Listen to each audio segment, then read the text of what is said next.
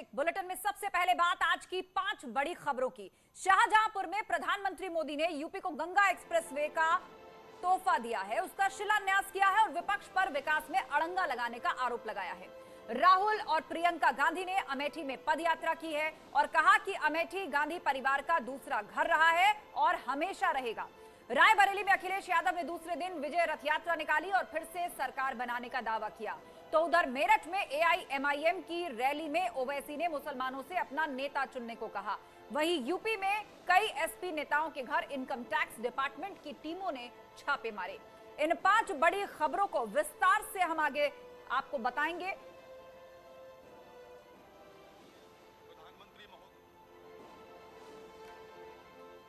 तो प्रयागराज दौरे पर पहुंचे मुख्यमंत्री योगी ने संगम में पूजा अर्चना और आरती की है। योगी ने लेटे हुए हनुमान जी के मंदिर में दर्शन पूजन किया है। प्रधानमंत्री मोदी प्रयागराज के दौरे पर आने वाले हैं और उससे पहले सीएम योगी ने तैयारियों का जायजा लिया और वो प्रयागराज पहुंचे। योगी ऑफिसर्स के साथ पीएम के कार्यक्रम और माघ मेले की तैयारियों पर समीक्षा बैठक भी कर रहे हैं। तो पीएम के दौरे से पहले प्रयागराज में किस तरह की तैयारियां हैं उसका जायजा लेने के लिए अधिकारियों के साथ योगी आदित्यनाथ पहुंचे प्रयागराज। अफसरों के साथ उन्होंने बैठक की, लेकिन उससे पहले प्रयागराज के लेटे हुए हनुमान जी की पूजा अर्चना भी की, गंगा आरती की और उसके बाद प्रशासनिक कामकाज आरंभ किया। दरअसल प्रधानमंत्री मोदी प्रयागराज के दौरे पर आ रहे हैं और उससे पहले सभी तैयारियों का जायजा और इंतजामों को परखने के लिए मुख्यमंत्री योगी आदित्यनाथ पहुंचे हैं प्रयागराज। अधिकारियों के साथ उन्होंने बैठक की, लेकिन उससे पहले लेटे हुए हनुमान जी के मंदिर में उन्होंने पूजा अर्चना की, गंगा आरती की।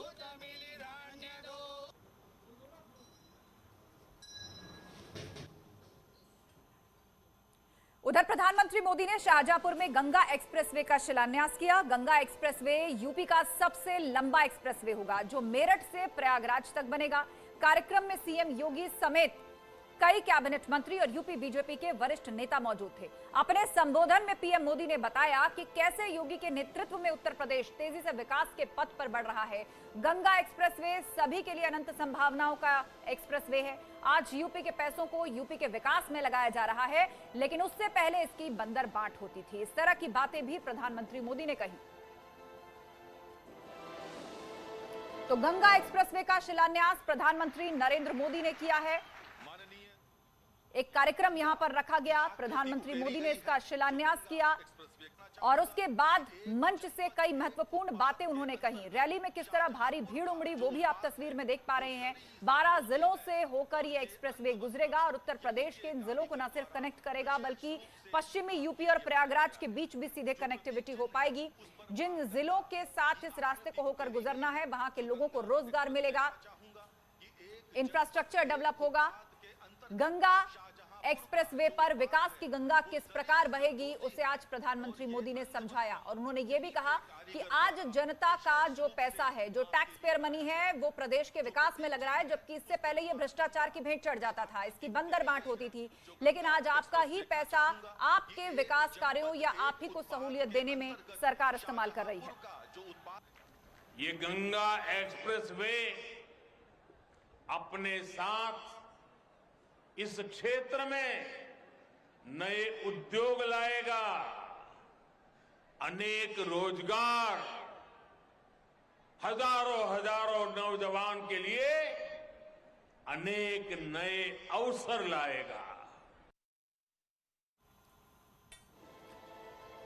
तो गंगा एक्सप्रेसवे के शिलान्यास के मौके पर मुख्यमंत्री योगी ने कहा कि पहले केवल घोषणाएं होती थी। 2014 के बाद तस्वीर बदली और बीजेपी ने विकास को गति दी, आस्था और सम्मान किया।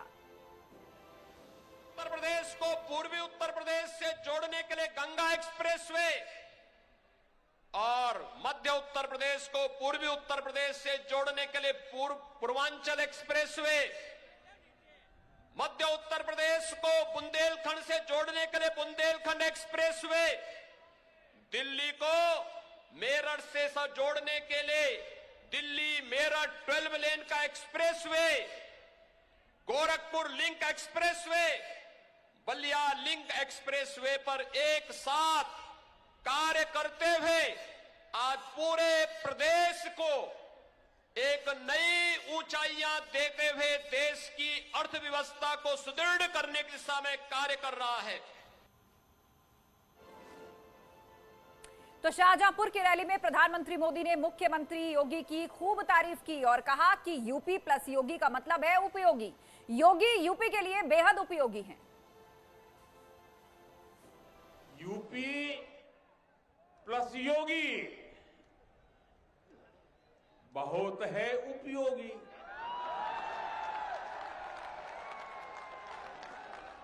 यूपी प्लस योगी बहुत है यूपी प्लस योगी यूपी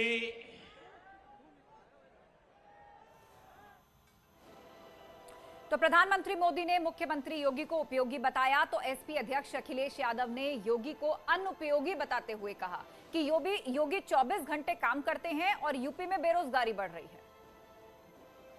हमारे मुख्यमंत्री जी पहले उदाहरण हैं जो योगबाज से सीधे कुर्सी पे बैठ गया थे।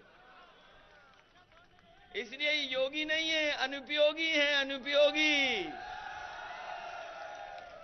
इनका नाम आज से अनुपयोगी बिष्ट नाम है। और अनुपयोगी इसलिए कि 24 घंटे काम करते हैं और फिर बेरोजगारी बढ़ा देते हैं। उधर शाहजहांपुर में प्रधानमंत्री मोदी ने मेरठ के सोतीगंज की भी चर्चा की और कहा कि पहले की सरकारें चोरी की गाड़ियों को कटने की परमिशन देती थी, इसे भी योगी सरकार ने बंद कर दिया है। मेरठ में एक मोहल्ला हुआ करता है, एक बाजार है सोतीगंज।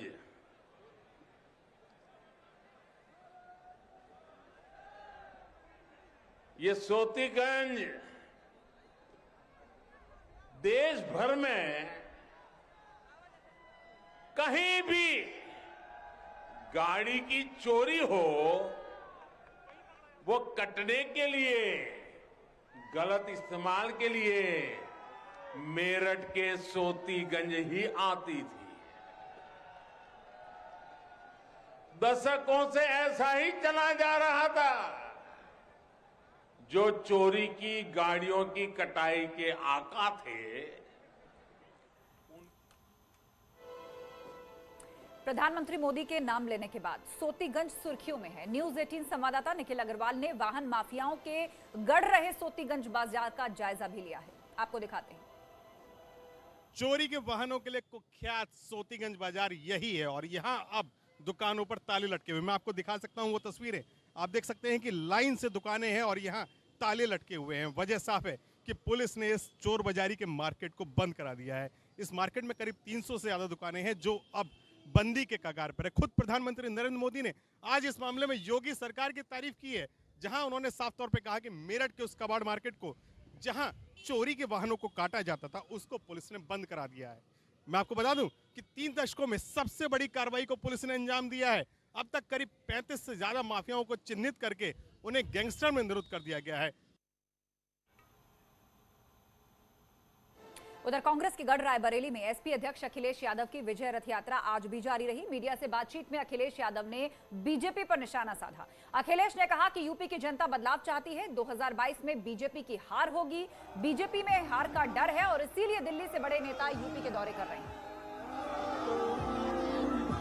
जैसे उनको हार सताएगी, वैसे ही उत्तर प्रदेश में आप देखेंगे कि बड़े पैमाने पर आसपास के नेता उत्तर प्रदेश में आएंगे और न केवल बड़े नेता आएंगे बल्कि जितनी भी एजेंसीज हैं उनको भी उत्तर प्रदेश में भेजा जाएगा। हम ये जानना चाहते हैं कि उत्तर प्रदेश की हार की डर की वजह से नेता भी आएंगे और दिल्ली से जितनी भी एजेंसियां हैं वो भी उत्तर प्रदेश में चुनाव लड़ने आएंगी। क्या उधर अमेठी में राहुल गांधी ने बहन प्रियंका गांधी के साथ पदयात्रा की। अमेठी को अपना घर बताते हुए राहुल गांधी ने महंगाई, बेरोजगारी पर सरकार को घेरा। उन्होंने कहा कि छोटे व्यापारियों पर जीएसटी लगाकर हमला किया गया। राहुल गांधी ने यह भी कहा कि हिंदुस्तान में आज लड़ाई हिंदू और हिंदुत्ववादी के बीच है। हिंदुत्ववादी सत्ता के लिए नफरत फैलाते हैं। राहुल गांधी करीब 2.5 साल बाद अमेठी पहुंचे थे।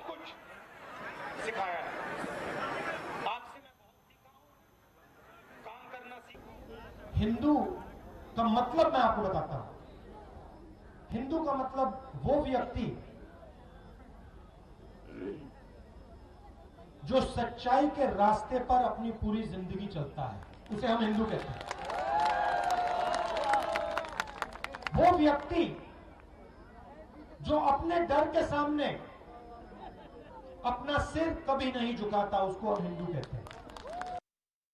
आपसे कोई शिकायत नहीं है, न कभी हो सकती है। कभी कभी परिस्थितियां ऐसी बनती हैं कि चाहे कोई कितना भी समझाए, सच छिप जाता है।